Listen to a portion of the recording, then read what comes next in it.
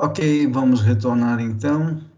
Essa é a segunda aula da disciplina Cristologia, Doutrina de Cristo, e nesta segunda aula nós estamos tratando especificamente a respeito da pessoa de Cristo. E vamos então, nessa segunda parte, falar sobre os títulos cristológicos. Então vejam só, tecnicamente falando, Jesus é o único nome de Jesus. Vejam só, é importante nós entendermos isso. Jesus é o único nome de Jesus porque nesta palavra, como nós já dissemos, ela em si, ela expressa tudo o que Jesus é. Nessa palavra nós temos a obra de Jesus, nós temos o ministério de Jesus, nós temos os planos e os propósitos de Deus em Cristo. Yahvé salva, Jesus, Yahvé é Salvador. Então, o menino seria conhecido como Jesus Bar José. É isso que nós encontramos nos evangelhos. Essa palavra Bar, não é bar, essa palavra bar no, no hebraico é filho de, né? Então, nós temos aí Jesus, filho de José. Então, nas nossas Bíblias, Jesus, filho de José, quando você encontra filho de, na verdade, no hebraico é bar, Jesus, ou Hamashia, ou melhor, perdão, Yeshua Bar Yosef. Então, seria esse o termo em hebraico. Yeshua Bar Yosef. Então, Jesus, filho de José. Então, esse é o nome. Então, esse nome é exatamente esse nome que é respeitado, reverenciado e deveria e deve ser adorado em todo o universo. Vejam, todos os seres celestiais, todos os anjos, sejam anjos que estão em obediência a Deus, ou sejam anjos caídos, eles entendem muito bem esse termo. Eles sabem muito bem o significado desse nome, Jesus. Por isso, eles reverenciam, por isso, eles respeitam. E a intenção desta disciplina, a Cristologia, é que nós conheçamos a pessoa de Cristo a partir do seu nome, para que quando esse nome for pronunciado, quando nós pronunciarmos esse nome, nós, de forma reverente, possamos nos dobrar perante ele em adoração, em louvor. Não estou dizendo que nós devemos viver uma vida prostrada em adoração. A adoração, na verdade, no Novo Testamento, ela é tratada como um estilo de vida, porque Jesus, ele chega para aquela mulher samaritana, ele vai dizer o seguinte, que os verdadeiros adoradores adorariam, a partir daquele momento, adorariam o Pai em espírito e em verdade. Ele está falando, conversando com a mulher samaritana, dizendo a ela o seguinte, que agora a adoração, ela não está se limitando, ou ela não está limitada a um local. Porque os samaritanos, eles eram mal vistos pelos judeus. Porém, os samaritanos, eles eram meio judeus, vamos dizer assim. Por quê? Porque um samaritano, na verdade, era resultado de um casamento misto. Então, Samaria, como ficava no Reino do Norte, né? O Reino do Norte é Israel, cuja capital, cuja sede ali era Samaria. Então, por isso, samaritanos.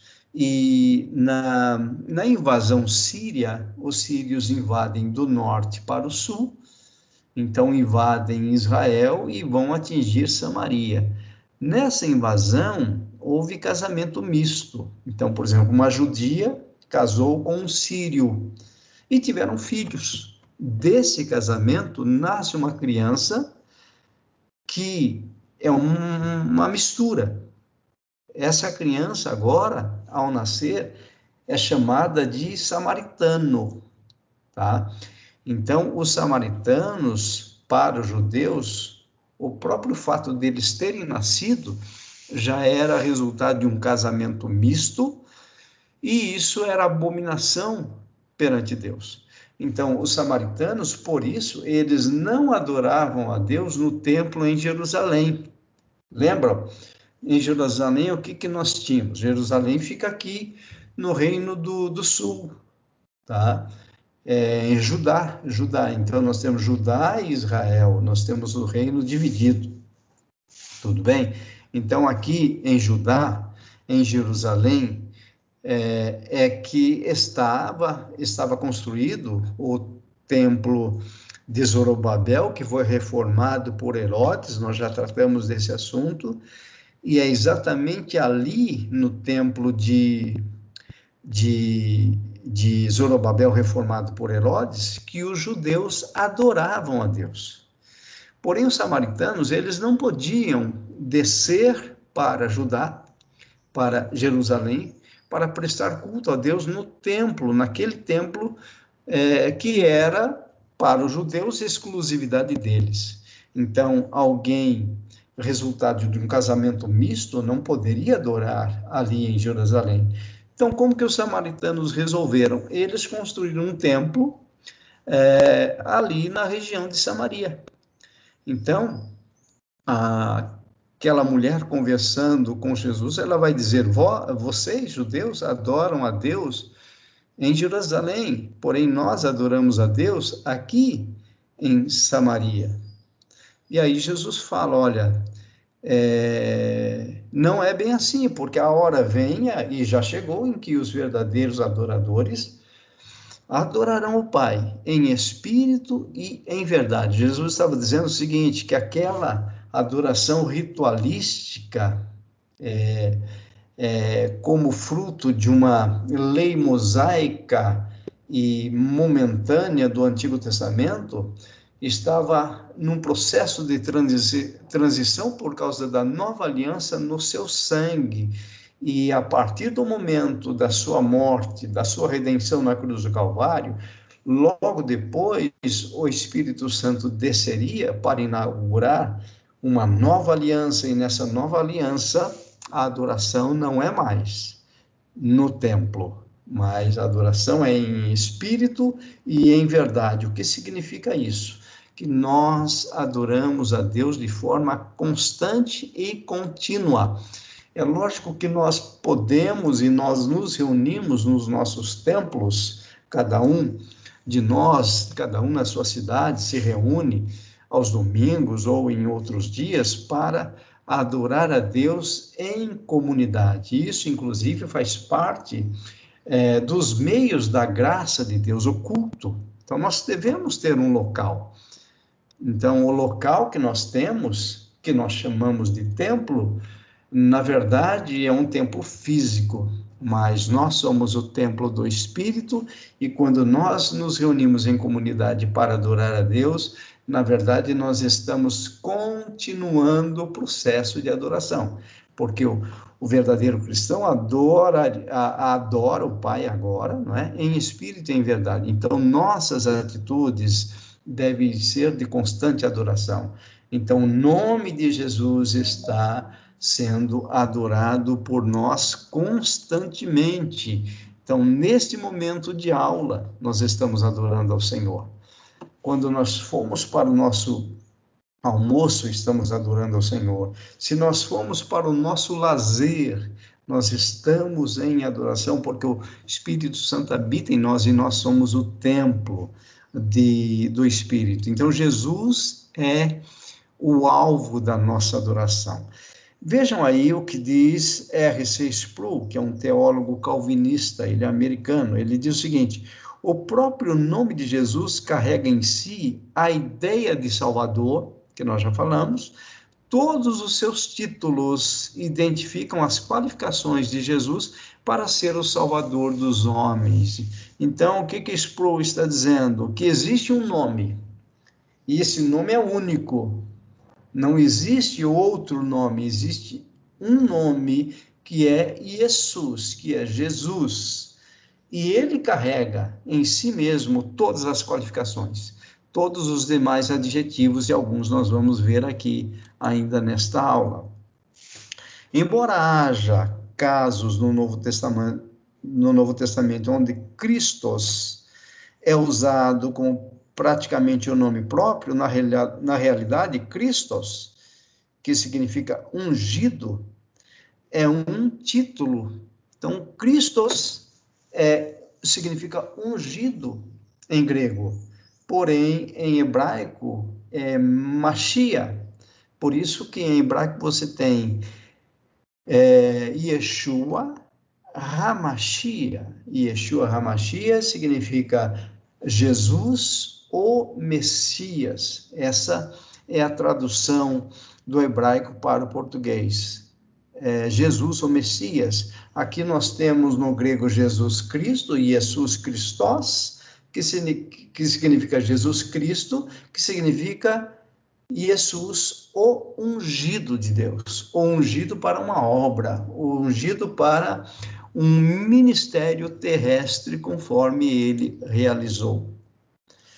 Títulos cristológicos ainda, veja só o que diz o Catecismo Maior de Westminster na página 42, tá? É importante nós observarmos isso.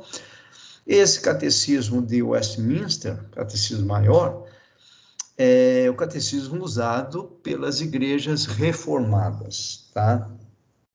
Por que nós temos usado muitos conceitos das igrejas reformadas? Porque nós entendemos que são conceitos bíblicos e importantes para o nosso entendimento, tá?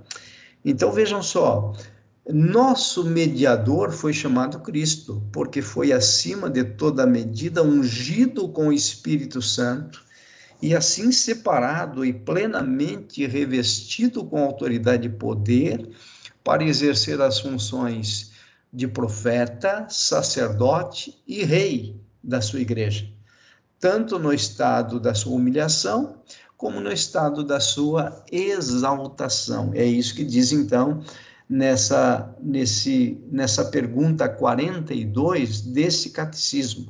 Se você quiser baixar o catecismo maior de Westminster, você pode procurar no Google aí o Catecismo Maior de Westminster, e você pode baixar em PDF para você ver todas as perguntas que ali estão e as respostas. Com certeza vale a pena, que vai te dar uma noção geral de uma confissão de fé importante para a igreja nos dias de hoje. Independente da denominação que você seja, essa confissão de fé ou o catecismo de Westminster traz realmente muita revelação e muita informação importante a respeito do Pai, do Filho, do Espírito, da soteriologia, que vai te ajudar no crescimento. Vejam, na antiga aliança, os profetas, sacerdotes e reis eram todos ungidos para cumprir o chamado de Deus. Então, Deus, quando ele chama, ou no caso do Antigo Testamento, quando ele chamava profetas, sacerdotes e reis, ele para usar o seu servo, primeiro havia a questão da consagração e da unção. Então, a consagração significando mais a ideia de separação, de santificação.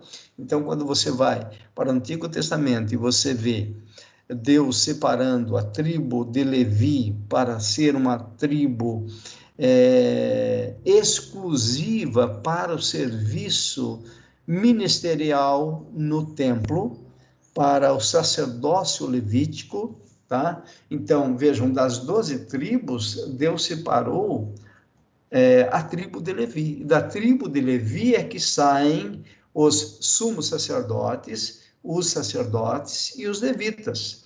Então, tudo a que se refere a culto no Antigo Testamento, quem organiza, quem produz, quem promove o culto, era a tribo de Levi. Então, os sacerdotes levíticos eram fundamentais. Por isso que nós temos a instituição do dízimo no Antigo Testamento de uma forma muito cuidadosa por parte de Deus, porque os dízimos foram instituídos exatamente com um objetivo específico. Qual foi o objetivo da instituição dos dízimos? Foi o sustento ministerial da tribo de Levi. Então, nós tínhamos 12 tribos, dessas 12, 11 faziam um trabalho secular. Então, dentro da cultura judaica, nós temos a agricultura, nós temos a pecuária. Então, a fonte de receita dos judeus sempre foi a pecuária e a agricultura. Então, 11 tribos trabalhavam secularmente. Então, eles plantavam, eles colhiam, eles criavam os seus animais, né? Principalmente ovelhas, cabritos, cordeiros, né? E então eles prosperavam nisso. Como resultado da prosperidade financeira das 11 tribos, eles deveriam trazer para a casa, para o templo, para a casa do Senhor, os dízimos. Daí, Malaquias, capítulo 3, versículos 9 e 10, trazei todos os dízimos à casa do tesouro, para que haja mantimento na minha casa. A ideia no hebraico ali, esse mantimento na minha casa, é para que haja sustento ministerial para aqueles que estão servindo na casa, para aqueles que estão servindo no templo. Então, nós temos no sacerdócio levítico, todos os levitas, sejam sumos sacerdotes, sacerdotes e levitas, servindo, oficiando, ministrando perante o Senhor. Então, dessa tribo dependia a adoração a Deus. Por isso que, quando os israelitas, quando os judeus deixavam de entregar os seus dízimos, o culto na casa do Senhor ficava comprometido. Por isso que Malaquias vem e traz uma correção ali. Primeiro ele traz uma palavra forte para os sacerdotes, depois então ele traz uma palavra para o povo. Trazei todos os dízimos à casa do tesouro para que haja mantimento. Então os sacerdotes eram sustentados pelos dízimos das demais 11 tribos. Então a tribo de Levi, consagrada exclusivamente, santificada para o serviço exclusivo do Senhor, eles não deveriam trabalhar secularmente, para que pudessem prestar culto e serviços sagrados ao Senhor 24 horas por dia. Na verdade, haviam turnos, né, de levitas para o serviço de adoração a Deus, e o povo, então, podia prestar culto a Deus mediante o sacerdócio levítico. Então, cada israelita adorador trazia perante o sacerdote a sua oferta. Então, no Antigo Testamento, o adorador, ele não se separava da sua oferta. Então, Deus só o aceitava mediante a sua oferta de sacrifício, e quem executava, quem aceitava, quem fazia a seleção daquela oferta, eram primeiramente os sacerdotes. Então, os sacerdotes escolhiam ali os melhores animais, sem defeito, e Malaquias, inclusive, ele trata desse assunto no seu livro, que o animal, que o cordeiro era sem defeito, e ele está reclamando ali, porque os sacerdotes, naquela ocasião, estavam separando animais com defeitos, para ser sacrificado. E aí ele chega e diz o seguinte: oferece isso para o governador, oferece isso para uma autoridade para ver se ele aceita. E agora vocês querem oferecer isso a Deus? Então Malaquias é duro para com os sacerdotes, porque eles deveriam fazer um serviço de separação do que era mais excelente para ser oferecido como sacrifício a Deus. Então, quando o profeta João, que foi João Batista, que foi o último profeta do Antigo Testamento, ele ali na praia olha para Jesus e fala: eis o Cordeiro de Deus que tira o pecado do mundo. Ele estava dizendo que aquele Cordeiro era imaculado, era perfeito. Ele era escolhido por Deus para ser oferecido em sacrifício pelo pecado dos que estavam sendo escolhidos para a salvação. Então, nós temos aí na Antiga Aliança esses três ofícios, que na verdade são três títulos que nós vamos encontrar para Jesus. Na verdade, são mais títulos, mas nesta aula nós vamos ficar com esses três títulos apenas. Portanto, Jesus veio como nosso Redentor e exerce o ofício de profeta, de sacerdote e de rei. Tá? E isso fica muito claro, muito evidente na Nova Aliança, no Novo Testamento. Então, vejam só, dentro desses títulos nós temos Jesus como profeta. Jesus como profeta. Então, ele revela-nos, por sua palavra e seu Espírito, a vontade de Deus para a nossa salvação. Então, como profeta, ele está trazendo esta revelação. O profeta no Antigo Testamento dá-nos a ideia de sendo o mensageiro, sendo aquele que traz a mensagem do Senhor. Por isso que o profeta sempre iniciava a sua palavra dizendo: assim diz o Senhor.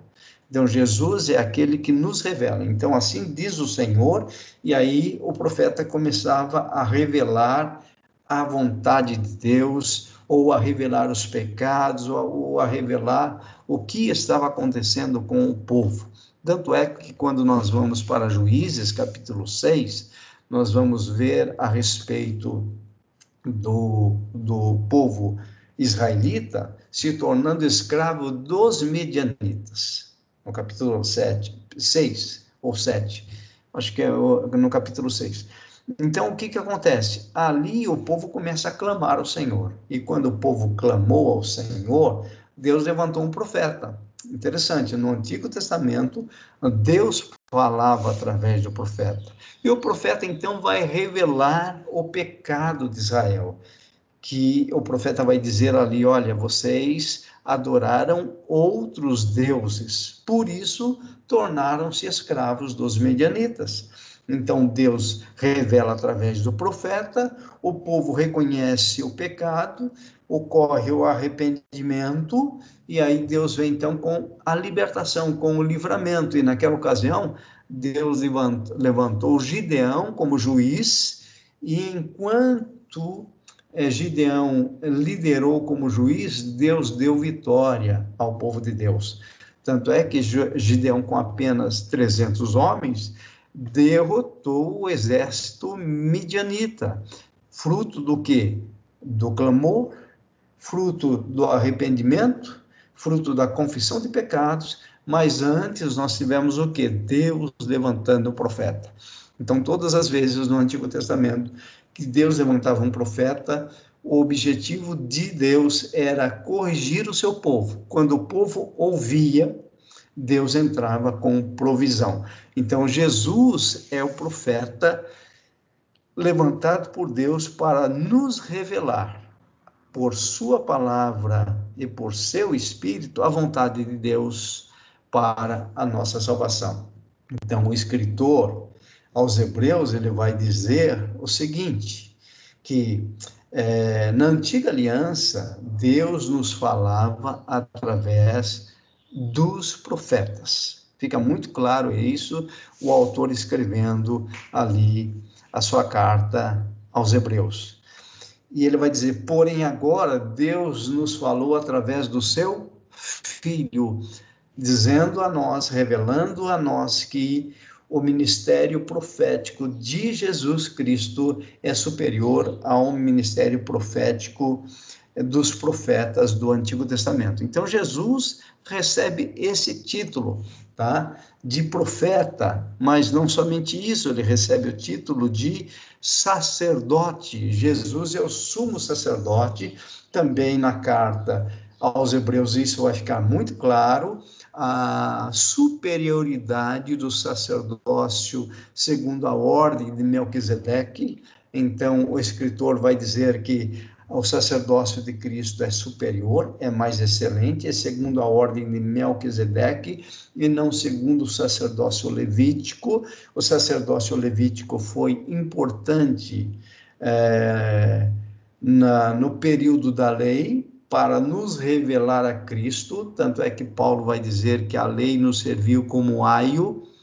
Essa palavra aio no grego significa um pedagogo, ou seja, alguém que pega uma criança pelas mãos e direciona para que ela possa ter os caminhos retos dentro dos propósitos de Deus. Então, a lei nos serviu como esse pedagogo. A lei nos pegou pelas mãos e nos apontou e nos revelou e nos mostrou a Cristo.